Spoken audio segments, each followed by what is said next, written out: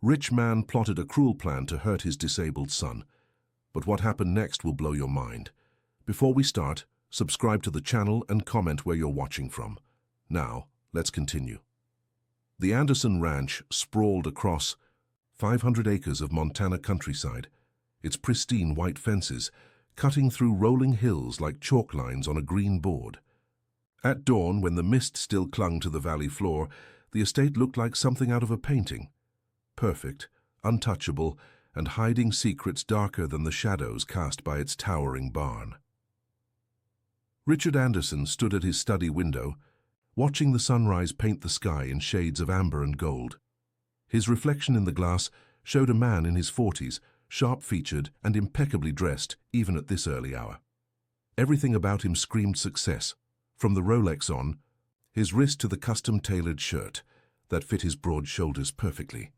He'd built an empire in the tech industry, sold it for millions, and returned to this ancestral property 3 years ago. But wealth hadn't bought him peace.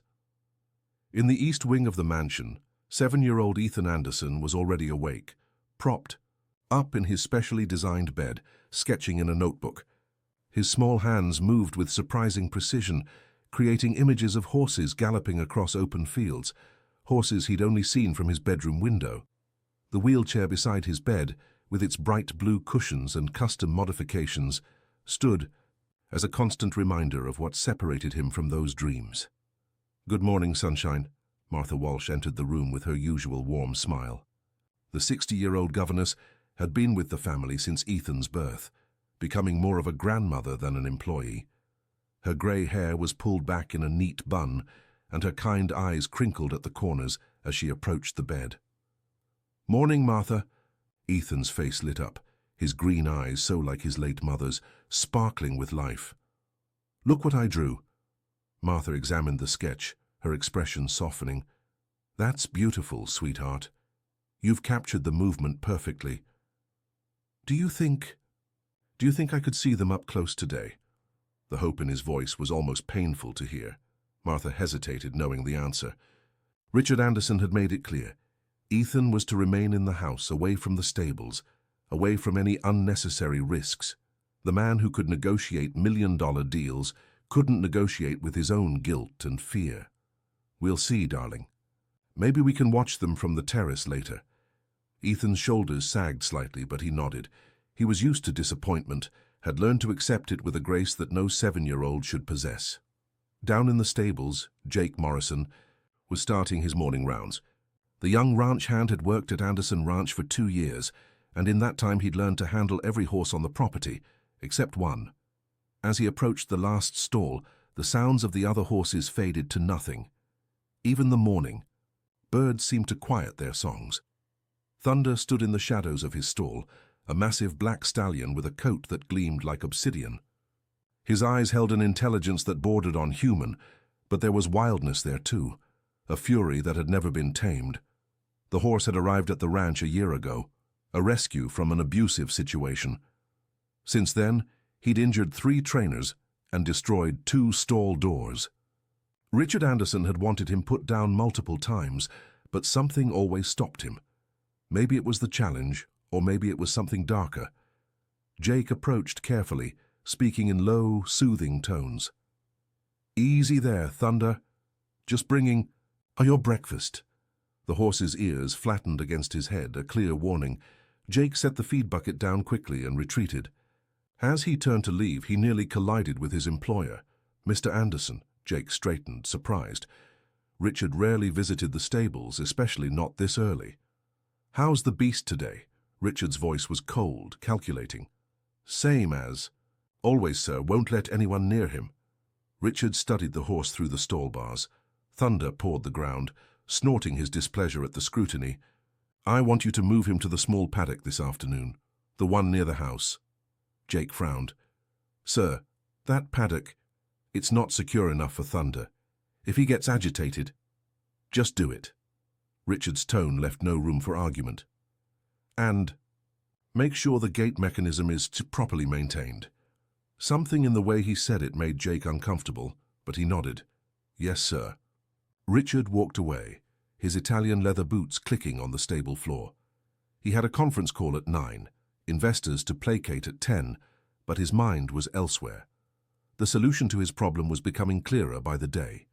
An accident would be tragic, yes, but accidents happened on ranches, especially with dangerous animals, especially with fragile children who shouldn't have been near them in the first place. Back in the house, Ethan was finishing his breakfast when he heard the sound of hooves on gravel. He wheeled himself to the window with practiced ease, pressing his face against the glass. A group of riders was heading out for the morning trail ride, their horses moving in perfect synchronization. "I wish I could do that," he whispered. Martha, clearing the breakfast tray, heard the longing in his voice. "You know what? Let's go to the sunroom. We can see the whole valley from there." Ethan's face brightened slightly. It wasn't the same as being outside, but the sunroom was his favorite spot in the house.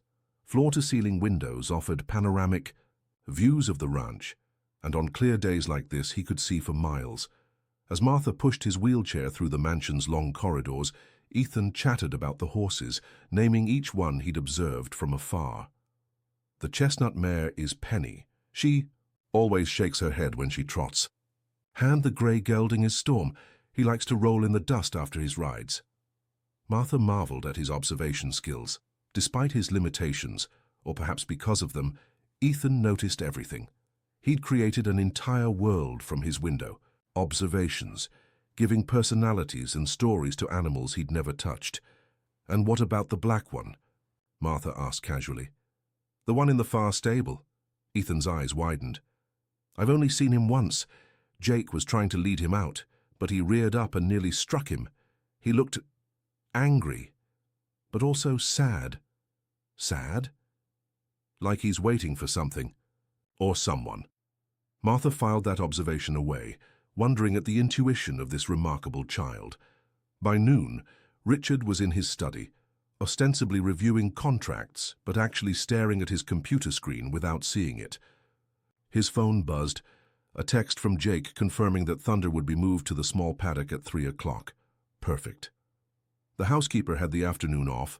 Martha always took Ethan for his therapy exercises at that time, and the other ranch, Hans would be busy with the trail ride returning. He opened his desk drawer and pulled out a small key. The paddock gate had an electronic lock, a safety feature he'd installed himself, a feature that could malfunction at precisely the right moment. At 2:30, Martha was preparing Ethan for his physical therapy when the boy suddenly grabbed her hand. "Can we skip it today, please? I have a feeling I need to see something." "Ethan, you know how important these exercises are. Please, Martha, just this once." There was an urgency in his voice she'd never heard before. "Against her better judgment," Martha relented. "All right, but we'll do extra tomorrow. Where do you want to go?" "The terrace, the one overlooking the small paddock." Martha wheeled him out to the terrace, unaware that she was disrupting carefully laid plans. As they settled in the shade of the pergola, Ethan leaned forward in his chair, scanning the grounds below. At exactly 3 o'clock, Jake led Thunder from the stables. The stallion pranced and pulled against the lead rope, his black coat shimmering in the afternoon sun. Ethan gasped, seeing the magnificent animal up close for the first time. "He's beautiful," he breathed. Thunder entered the paddock, and Jake quickly exited, securing the gate behind him. The horse immediately began exploring his new surroundings, tossing his head and whinnying loudly. Richard appeared moments later, walking casually toward the paddock. He had his phone in one hand, the key in the other, just a concerned owner checking on a dangerous animal. Nothing suspicious about that. But as he approached the gate, something extraordinary happened. Thunder, who had been pacing the far side of the paddock, suddenly stopped. His head turned toward the house, toward the terrace where Ethan sat watching. The horse stood perfectly still, as if listening to something only he could hear. Ethan's small hands gripped the arms of his wheelchair as he watched the black stallion. Something passed between them in that moment, an understanding that transcended the distance separating them. Thunder's wild eyes seemed to soften, his aggressive posture relaxing incrementally. "Martha," Ethan whispered without taking his eyes off the horse, "he's not mean.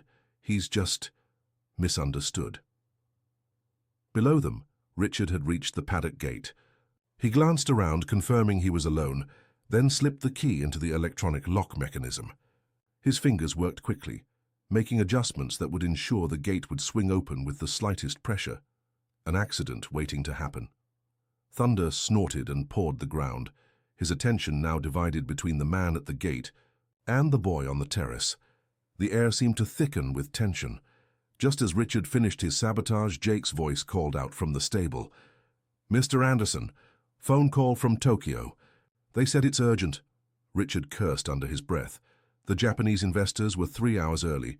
He couldn't ignore this call. Millions depended on it. With one last look at the rigged gate, he strode back to the house. "Jake," he called, over his shoulder, "bring my son down to see the horses later. Around 4. His voice carried a calculated casualness that made Jake uneasy. On the terrace, Ethan turned to Martha with shining eyes. "Did you hear that? Father wants me to see the horses." Martha frowned. In 3 years, Richard had never once suggested Ethan visit the stables. Why now? "That's unexpected. Can we go now? Please?" He said 4 o'clock, sweetheart. That's in an hour. But Ethan couldn't wait. Something pulled at him, an urgency he couldn't name. "Just to look? We won't go near them, I promise." Martha studied his eager face. She'd never seen him this animated about anything. "All right, but we stay on the path. No getting close to any paddocks." The journey from the terrace to the stable area was an adventure for Ethan. Though he'd memorized every detail from his window, being here, smelling the hay, hearing the horses breathing, feeling the sun on his face, was overwhelming in the best way. They were halfway to the stables when Thunder's distressed whinny split the air. The stallion was running along the paddock fence, clearly agitated. As they watched, he reared up, his front hooves striking the air. "He's going to hurt himself," Ethan said urgently. "We have to help him." "Ethan, no. That horse is dangerous." But Ethan was already wheeling himself forward, his thin arms working with surprising strength. Martha hurried after him, torn between stopping him and helping him. They reached the paddock just as Thunder came to rest near the gate, the same gate Richard had tampered with. The horse's sides heaved with exertion, foam flecking his mouth.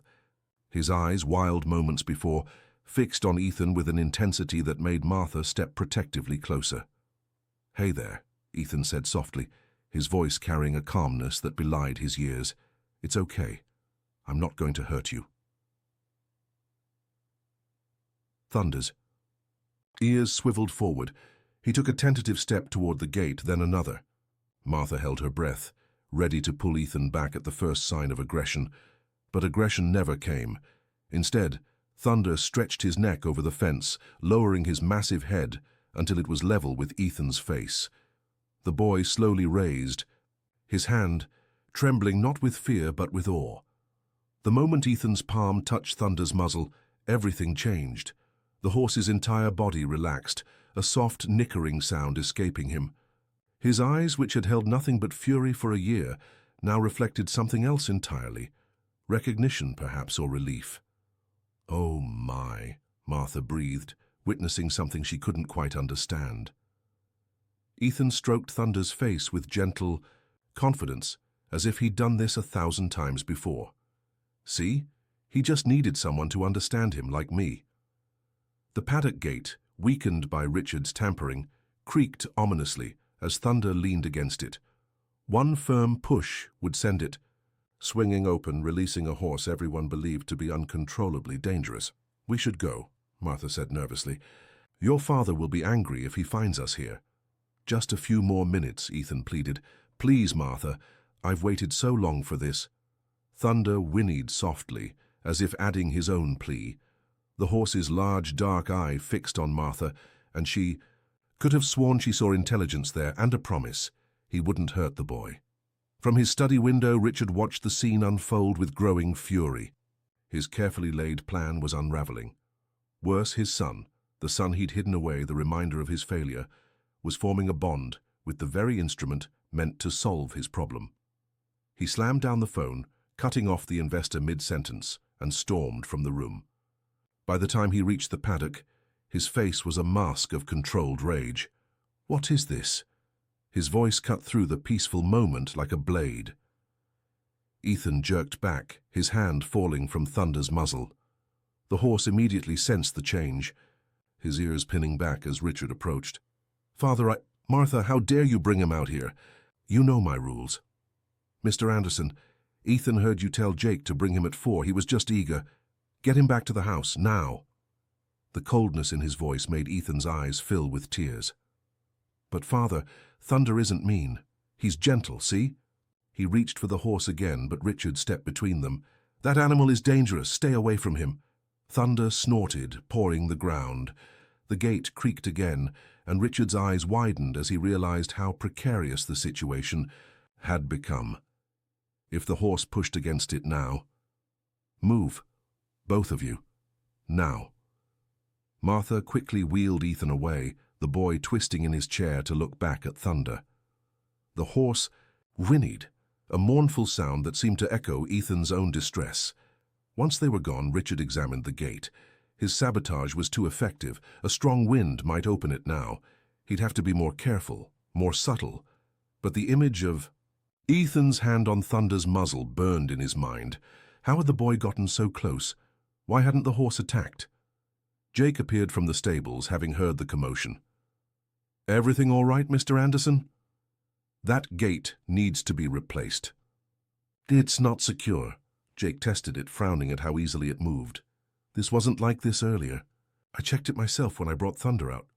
"Well, check it again, and I want that horse moved back to his stall immediately." "Sir, he seems pretty calm right now. Maybe we should—" "Do as I say." Richard's tone brooked no argument.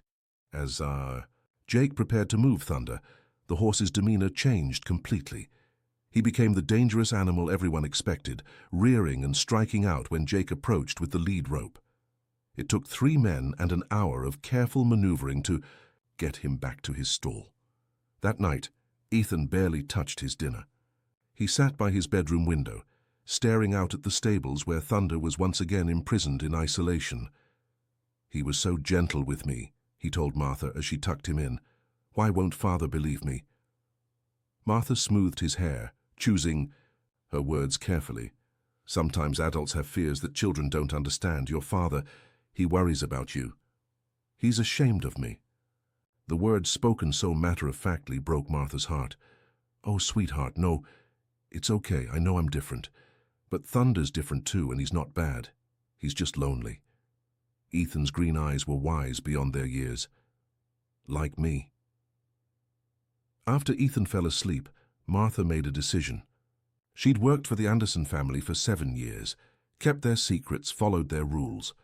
But watching that broken child connect with an equally broken animal had awakened something protective in her. She made her way to Richard's study, knocking firmly before entering. He sat behind his massive desk, a glass of whiskey in hand. "We need to talk about Ethan." Richard didn't look up from his computer. "There's nothing to discuss. He's not to go near the stables again." "That's exactly what we need to discuss. That boy has been locked away in this house for 7 years. Today was the first time I've seen him truly alive." "He's safer inside." "Safer from what? From life? From joy?" Martha's voice rose with each word. "His mother wouldn't have wanted this." Richard's head snapped up, his eyes dangerous. "Don't you dare mention her." "Someone needs to. Elise would be horrified at how you've treated that child, hiding him away like some shameful secret." "He's disabled," Richard exploded, slamming his glass down. "He'll never walk, never ride, never be normal. What's the point of torturing him with things he can't have? The point is letting him live. That horse is dangerous. Not to Ethan, you saw it yourself. There's something special there, some connection." "Enough." Richard's voice was ice. "You're overstepping, Martha. Way overstepping." Martha straightened her shoulders. "Then fire me. But I won't stand by and watch you destroy that child's spirit just because you can't face your own guilt." She left the study with Richard staring after her, his face a battlefield of emotions. He refilled his whiskey glass with shaking hands. Guilt. Is that what this was about? Or was it something darker? He thought about the gate, about his plan, about the solution that had seemed so clear just hours ago. An accident. Tragic but inevitable. except now he'd seen them together, his broken son and that dangerous horse, finding solace in each other's company. The whiskey burned his throat, but not as much as the memory of Ethan's tears when he'd been pulled away from Thunder. For the first time in years, Richard questioned himself. What kind of father planned? His own child's accident? What kind of man had he become? Outside, a storm was building on the horizon, dark clouds massing over the mountains. In the stables, Thunder stood alert in his stall, his attention fixed on a window in the main house. Ethan's window. The horse's dark eyes reflected the lightning that flickered in the distance, but there was something else there too. Patience, as if he were waiting for something. Or someone. The storm broke just after midnight, rain lashing against the windows of Anderson Ranch with a fury that matched the turmoil within its walls. Ethan woke to the sound of thunder, not the horse but the kind that split the sky and shook the foundations of the house. He sat up in bed, his heart racing. Through the rain-blurred window he could just make out the stables. Was Thunder afraid? Of storms? The thought of the horse alone in that stall, possibly frightened, made Ethan's chest tight. He'd felt that kind of loneliness, that isolation. He knew how it hollowed you out from the inside. Down the hall, Richard stood at his own window, unable to sleep. The whiskey hadn't helped. If anything, it had made the guilt sharper, more defined. Martha's words echoed in his mind. Elise would be horrified. Elise.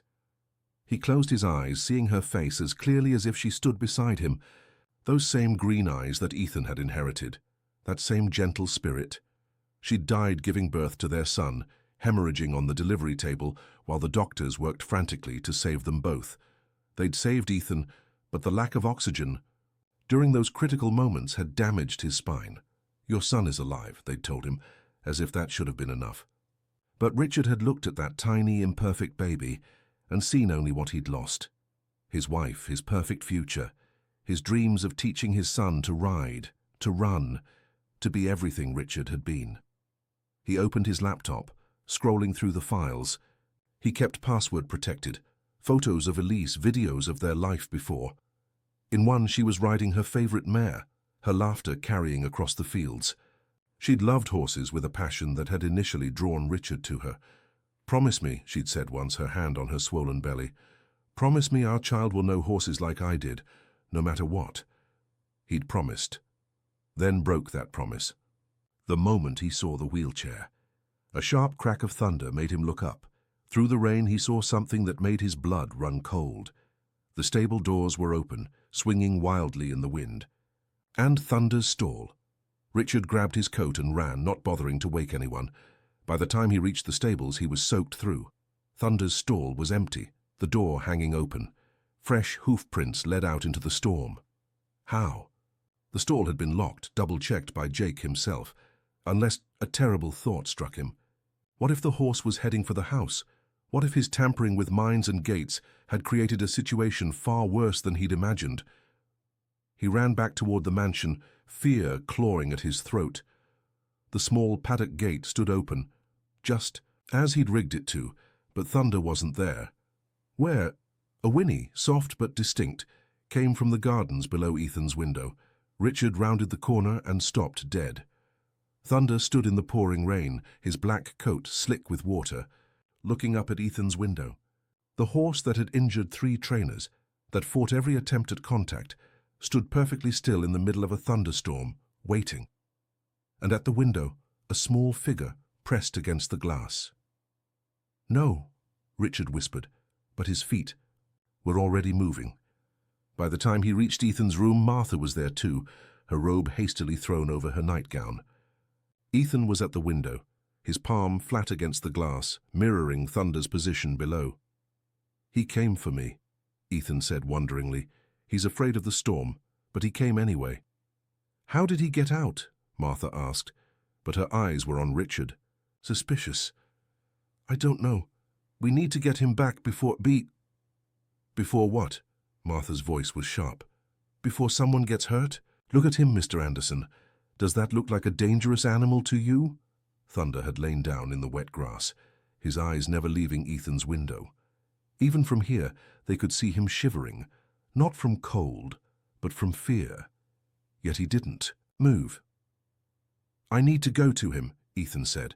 "Absolutely not." Richard's voice was firm. "It's storming. You're in your pajamas and he needs me." Ethan turned his chair to face his father. "Like I need him. Please, Father. Just let me talk to him from the door. Martha will hold an umbrella." "Ethan, Mother would have let me." The words hung in the air like the lightning that illuminated the room. Richard felt them like a physical blow. When had his son learned to be so direct, so brave? "Your mother isn't here," he said quietly. "No, she's not, but I am." Ethan's green eyes, Elise's eyes, met his without flinching. "And I'm asking you to trust me. Just this once." Martha stepped forward. "I'll take full responsibility, Mr. Anderson. If anything happens—" "Nothing will happen," Ethan interrupted. "Thunder won't hurt me. He's not that kind of horse." Richard found himself nodding before he'd made a conscious decision. Maybe it was the storm or the whiskey or the ghost of his wife in his son's eyes. 5 minutes, from the doorway only. Ethan's face lit up like sunrise. Martha quickly bundled him in a raincoat and wheeled him to the kitchen door that overlooked the gardens. The moment they opened it, Thunder's head lifted. "Hey, boy," Ethan called softly. "It's okay, I'm here." Thunder rose to his feet, shaking water from his mane. Step by step, he approached the door, his movements careful and deliberate. When he reached the threshold, he lowered his massive head until it was level with Ethan's face. "You were scared," Ethan murmured, stroking the horse's wet muzzle. "But you came to find me anyway. That's what friends do, isn't it?" Thunder nickered softly, his breath warm against Ethan's cheek. His eyes, which had held such wildness, now showed only trust. Richard watched from behind them, something breaking inside his chest. This wasn't the dangerous animal he'd convinced himself existed. This was a creature that had found its person, just as Ethan had found his purpose. "Mr. Anderson," Jake's voice came from behind them. He was breathing hard, having run from the stables. "The security footage. You need to see this." Richard followed Jake to the small office, where the security monitors were kept. On the screen, grainy black and white footage showed Thunder in his stall just before the storm. The horse was pacing, agitated by the approaching weather. Then, as the first thunder crack sounded, he reared up and struck the stall door with his hooves, once, twice, 3 times, until the lock mechanism failed. "That's a reinforced lock," Jake said quietly. "It would take incredible strength and determination to break it." They watched as Thunder made his way through the stable, ignoring the exit that would have led him to freedom in the hills. Instead, he'd gone straight to the paddock, to the gate Richard had sabotaged, and pushed through it with ease. "He knew exactly where he was going," Jake continued. "Look." The footage switched to an exterior camera. Thunder moved through the storm with purpose, taking the most direct route to the house, to Ethan's window. "In 20 years of working with horses," Jake said, "I've never seen anything like this." Richard couldn't speak.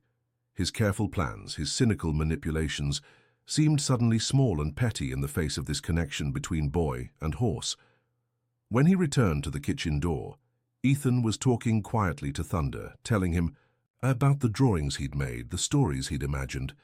The horse listened with an attention that seemed almost human, occasionally nuzzling the boy's hands. "We need to get him back to the stable," Richard said finally. "He'll catch cold out." "Here." "I don't think he'll go without Ethan," Martha observed. She was right. When Jake approached with a lead rope, Thunder pinned his ears and stepped closer to Ethan's chair. The message was clear. Where the boy stayed, he stayed. "What if—" Ethan looked up at his father. "What if I went with him, just to the stable? To make sure he's okay?" It was madness, taking a disabled child out in a storm to lead an unpredictable horse back to its stall. Everything in Richard's risk-averse mind screamed no, but another voice, one that sounded suspiciously like Elise, whispered, "Let him live." "Get the covered golf cart," he heard himself say, "and blankets, lots of blankets." The procession that made its way through the storm was unlike anything Anderson Ranch had ever seen. Ethan, bundled in blankets in the golf cart with Martha driving slowly, Richard and Jake walking alongside, and Thunder following as docilely as a trained dog, his eyes never leaving Ethan. At the stable, they faced a new challenge. Thunder refused to enter his stall, pawing the ground anxiously whenever they tried to lead him in. "He's afraid of being locked in again," Ethan said. "Can't he stay in the open stall at the end? The one with the half door?" Richard started to object. That stall was reserved for mares with foals, designed to allow more freedom of movement. But the words died in his throat. What did it matter anymore? His elaborate plans had crumbled in the face of something he couldn't control or understand. "Fine," he said, "but we're installing cameras, and someone checks on him every hour." Thunder walked calmly into the open stall, immediately settling once he could see out over the half door. Ethan wheeled himself close, reaching up to stroke the horse's neck. "I'll come see you tomorrow," he promised. "Every day if they'll let me." Thunder whinnied softly, then did something that made them all catch their breath. He lowered his head and rested it gently on Ethan's shoulder, a gesture of such trust and affection that even Jake's eyes misted. "Well," Martha said after a moment, her voice thick with emotion, "I think that settles it." As they made their way back to the house, Richard hung back watching his son. Ethan was soaked despite the blankets, exhausted from the adventure, but his face glowed with a joy Richard hadn't seen since ever, he realized. He'd never seen his son this happy. "Mr. Anderson," Jake fell into step beside him, "about that paddock gate. I know you said it was faulty, but looking at it closer, it almost seems like someone tampered with it." Richard's chest tightened. "What are you suggesting?" "Nothing, sir, just might want to review the security footage from this afternoon. Make sure we don't have someone on the property who shouldn't be here." They both knew what that footage would show. Richard nodded stiffly. "I'll look into it." Back in the house, as Martha helped Ethan into dry pajamas, the boy chatted excitedly about Thunder, about the connection he felt, about all the things they would do together. "We could set up a proper therapy program," he said. "I read about it online. Horses helping kids like me. We could help other children too. Thunder would be good at that, once people understand. He's not mean." "That's a wonderful idea, sweetheart," Martha said, tucking him in. "But for now you need sleep." Ethan was asleep almost before his head hit the pillow, a smile still on his face. Martha stood watching him for a moment, then quietly left the room. She found Richard in his study, staring at the security monitor that showed Thunder in his new stall. The horse was calm now, occasionally looking toward the house but showing no signs of distress. "He's a remarkable child," she said, softly. "Yes," Richard's voice was rough. "He is." "What he suggested about the therapy program, I'll think about it." Martha studied him. "What changed your mind? Tonight, I mean. You let him go out there." Richard was quiet for so long, she thought. He wouldn't answer. Then, he has her eyes, Elise's eyes. And when he said she would have let him, I realized I've been so focused on what I lost that I couldn't see what I still had. "He needs you," Martha said gently. "Not your money or your protection. He needs his father." Richard nodded slowly. "I know, I don't know how to be a father to him. I had all these dreams, these plans. Perhaps it's time for new dreams, new plans." After she left, Richard sat alone in his study, watching Thunder on the monitor. The horse had finally laid down, but his ears still swiveled toward the house periodically, standing guard even in rest. He thought about his sabotaged gait, about the accident he'd planned. How had he fallen so far? When had his grief twisted into something so dark? Tomorrow, he decided, tomorrow he would start over. He would have. Jake fixed the gate properly. He would find the best equine therapy experts in the country. He would learn to see his son for who he was, not who Richard had wanted him to be. The storm began to pass, the rain gentling to a whisper against the windows. In his stall, Thunder slept. In his room, Ethan dreamed. And in his study, Richard. Anderson began the long journey back from the darkness he'd created. In the weeks that followed the storm, Anderson Ranch transformed in ways both subtle and profound. The change began with small things: a wooden ramp installed at the stable entrance, the paths widened and smoothed for wheelchair access, a bench placed at the perfect height beside Thunder's stall. But the real transformation ran deeper, in the hearts of those who lived there. Each morning Ethan woke with purpose. Martha would help him dress, and together they'd make their way to the stables where Thunder waited, his dark eyes brightening the moment he heard the wheelchair's wheels. On the gravel. "He knows the sound," Jake marveled one morning, watching Thunder's ears perk up before Ethan even came into view. "I've seen horses recognize their owner's car, but this—" Richard stood beside him, coffee mug in hand, a routine he'd never had before. "It's more than recognition, it's anticipation." The man who'd once planned an accident now planned therapy sessions. He'd hired Dr. Sarah Chen, one of the country's leading equine-assisted therapy specialists, who'd arrived skeptical about using an untrainable horse for therapeutic work. "This is the dangerous stallion?" she'd asked, watching Thunder lower his head for Ethan to brush his forelock. "He was," Richard admitted. "Or maybe we just didn't understand him." Dr. Chen observed for a week before rendering her verdict. "I've worked with hundreds of therapy horses over 20 years, she told them. "But I've never seen a natural bond like this. It's as if they speak the same language." The therapy program began slowly. Ethan would spend hours with Thunder, first just grooming and talking, then working on exercises that strengthened his core and improved his balance. The horse seemed to intuitively understand, standing perfectly still when Ethan needed support, moving slightly to challenge him when he was ready. "Look, Dad," Ethan called one afternoon.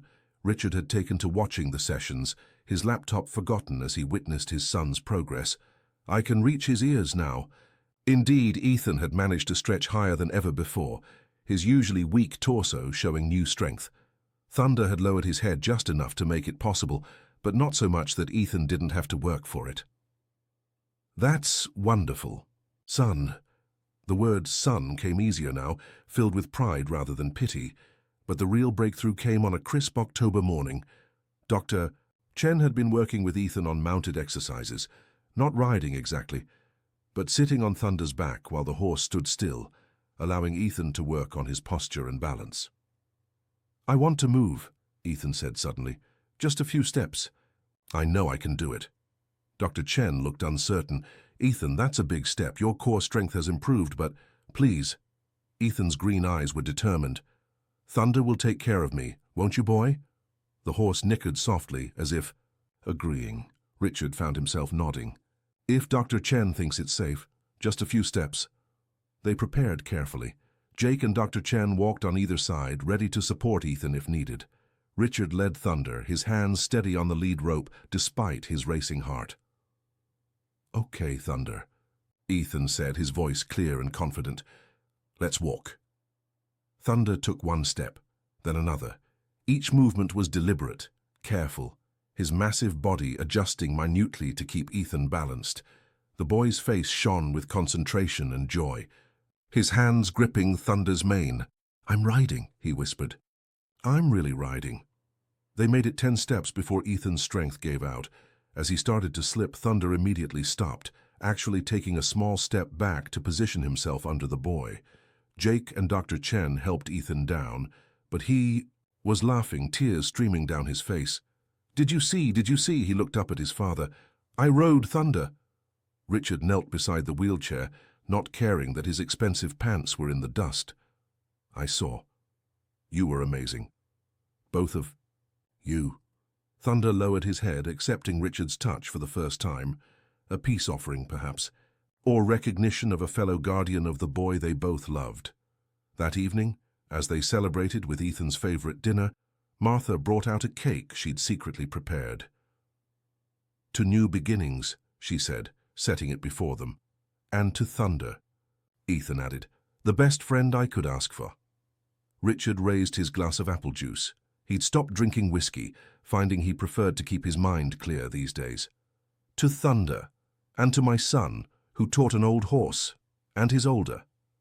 "Father, new tricks," But their celebration was interrupted by Jake bursting through the door. "Mr. Anderson, we have a problem. There's a man here claiming Thunder is his horse. He has papers." The joy drained from Ethan's face. "What?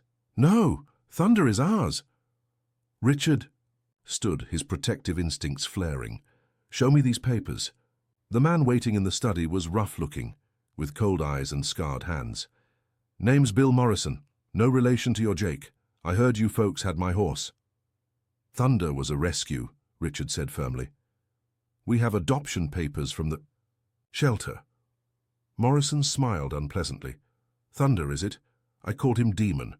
More fitting, considering. And those shelter papers? They're no good. Horse was stolen from me 2 years ago. I've been looking ever since." He produced documents that did indeed seem legitimate. Bills of sale, registration papers, even photographs of a younger Thunder in Morrison's possession. "I'll buy him from you," Richard offered immediately. "Name your price." "Not for sale."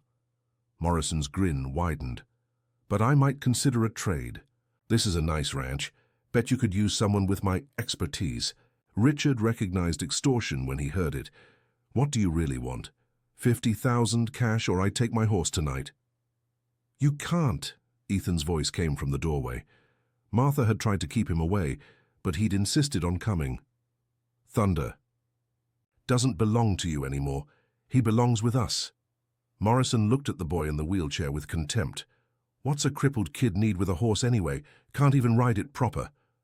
"I can ride him," Ethan said fiercely.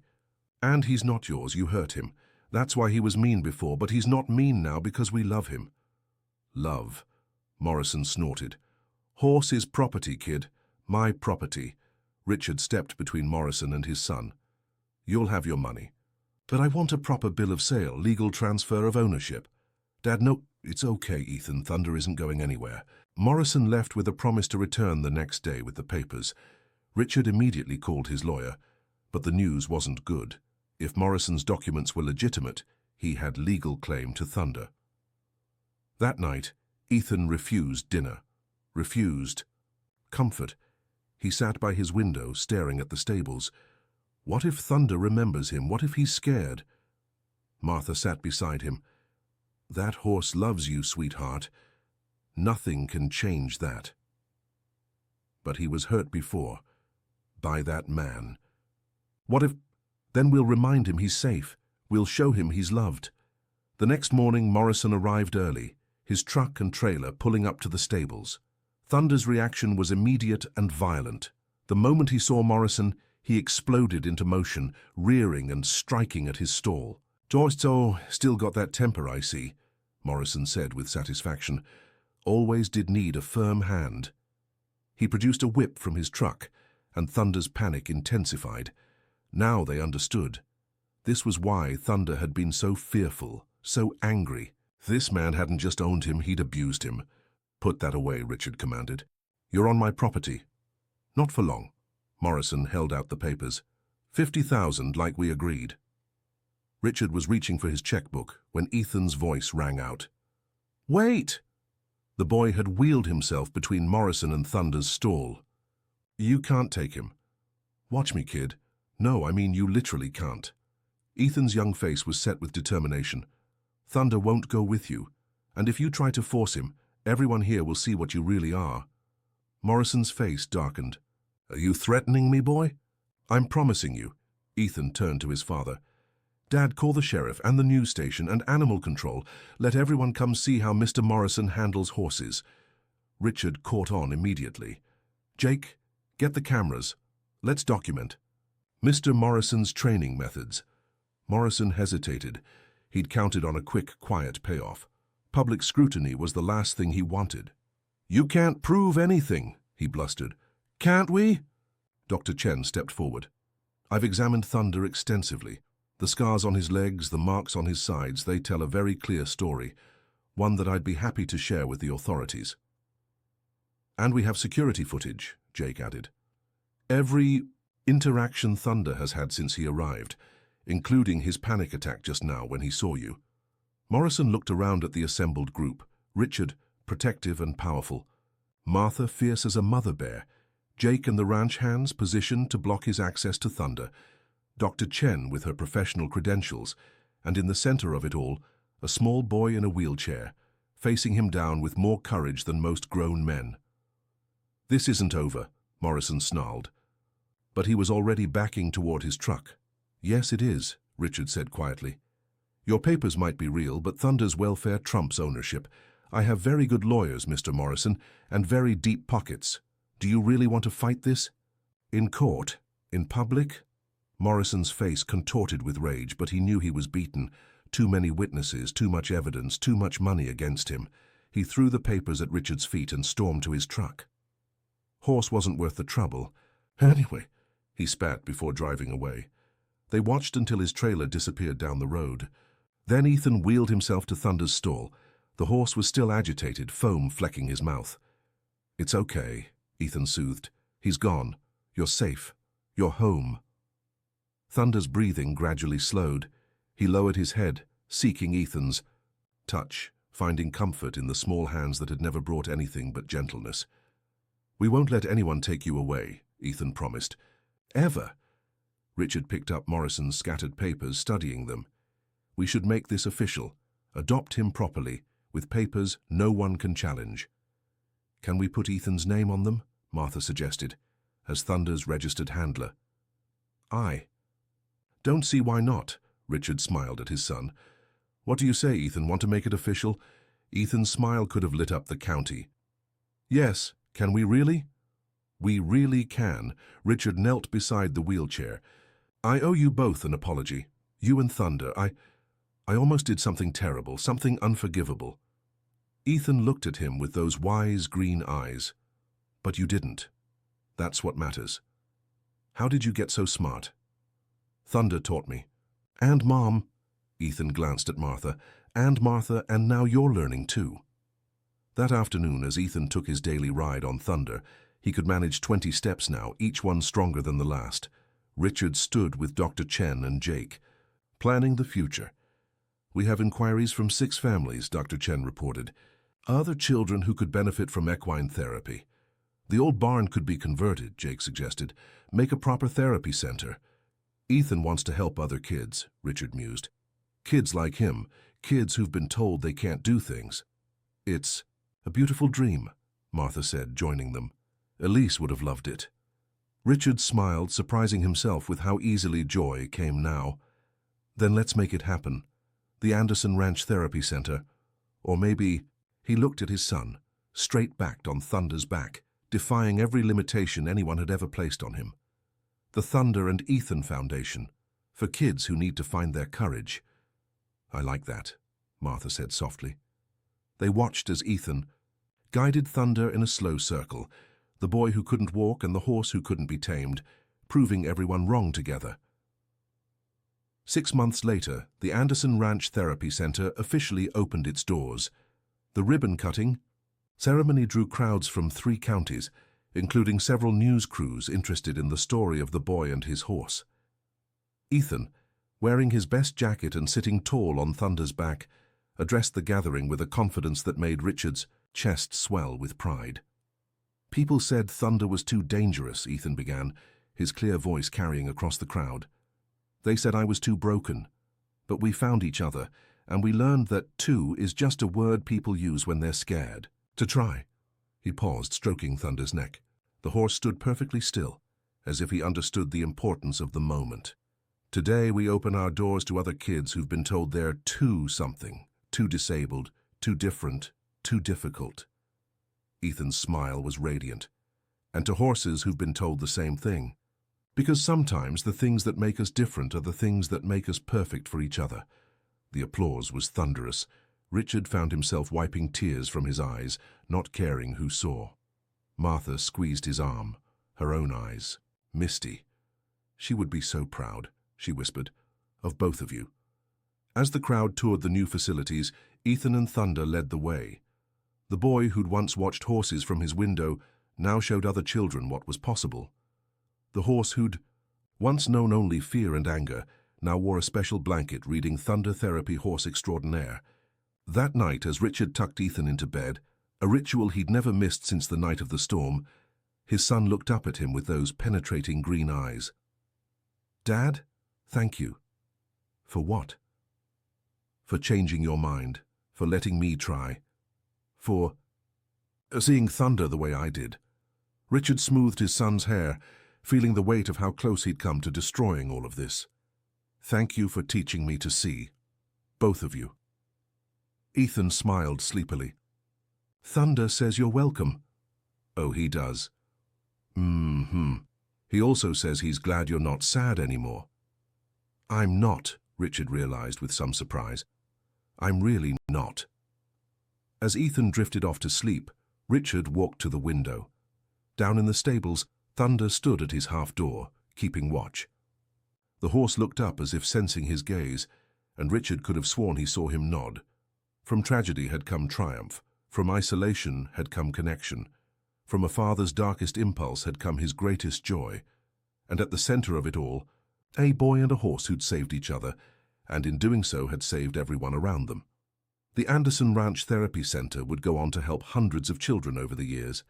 But the first miracle, the one that started it all, would always be the story of Thunder and Ethan. The horse who couldn't be tamed and the boy who couldn't walk, teaching the world that sometimes the most beautiful partnerships are the ones everyone said were impossible. In the end, love was stronger than fear, hope was stronger than despair, and the bond between a child and an animal proved more powerful than any limitation anyone could imagine. Thunder lived a long, happy life, helping countless children find their strength, and Ethan grew into a young man who never let his wheelchair define his limits, becoming a renowned therapist and advocate for disabled youth. But they never forgot each other, and until Thunder's last day, the sound of Ethan's wheelchair on gravel would always make the old horse's ears perk up with joy. Because some connections transcend explanation, some friendships defy logic, and sometimes when the world says something is impossible, all it takes is one small boy's courage and one horse's trust to prove that miracles are just love-wearing work clothes. And that was the greatest lesson of all.